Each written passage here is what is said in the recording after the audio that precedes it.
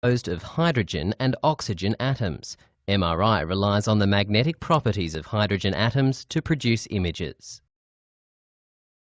The hydrogen nucleus is composed of a single proton with no neutrons. As a spinning charged particle, this produces a magnetic field called a magnetic moment. Normally, the protons are orientated randomly, so there is no overall magnetic field. The components of the MRI system include the primary magnet, gradient magnets, radio frequency coils, and the computer system.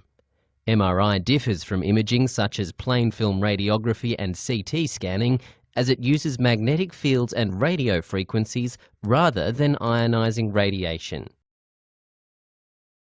The primary magnetic field refers to the strength of the static permanent field, for example at 1.5 or 3T. Hydrogen atoms align parallel or antiparallel to the primary field B0. This is called longitudinal magnetization in the long axis of the magnetic field. A greater proportion of the hydrogen protons align in the direction parallel to the primary magnetic field or low energy state than align antiparallel to the primary magnetic field, the high energy state. The net result, called the net magnetic vector, is therefore in the direction of the primary magnetic field. This is orientated in the patient's long or z-axis. The gradient coils generate secondary magnetic fields over the primary field. They are located within the bore of the primary magnet. They are arranged in opposition to each other to produce positive and negative poles. The arrangement of these gradient coils gives MRI the capacity to image directionally along the Z, X and Y axis. There are 3 gradient coils which are named according to the axis along which they act. Gradient magnets alter the strength of the primary magnetic field, thereby changing the precession frequencies between slices. This can then be used for slice selection and localization in the X, Y and Z axes, called spatial encoding, of MR images.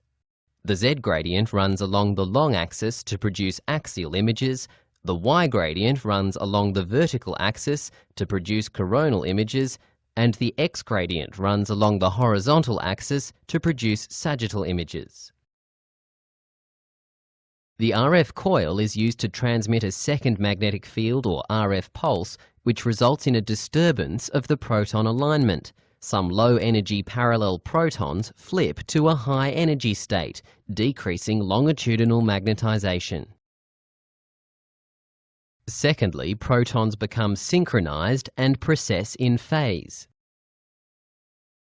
As a result, the net magnetization vector turns towards the transverse plane, that is, at right angles to the primary magnetic field.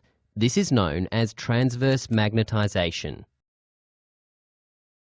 The radio frequency or RF coil is used to receive signals to create images, as protons resume their normal state in the primary magnetic field prior to transmission of the RF pulse. This is called relaxation. Relaxation in the longitudinal axis is T1 relaxation. Relaxation in the transverse axis is T2 relaxation. After the RF pulse, several protons flip back to their low-energy state, parallel to the magnetic field Z-axis, giving up their energy to the surroundings, the lattice. This results in changes to the longitudinal relaxation, known as T1 relaxation or spin lattice relaxation. The net magnetic vector is the sum of longitudinal and transverse magnetization.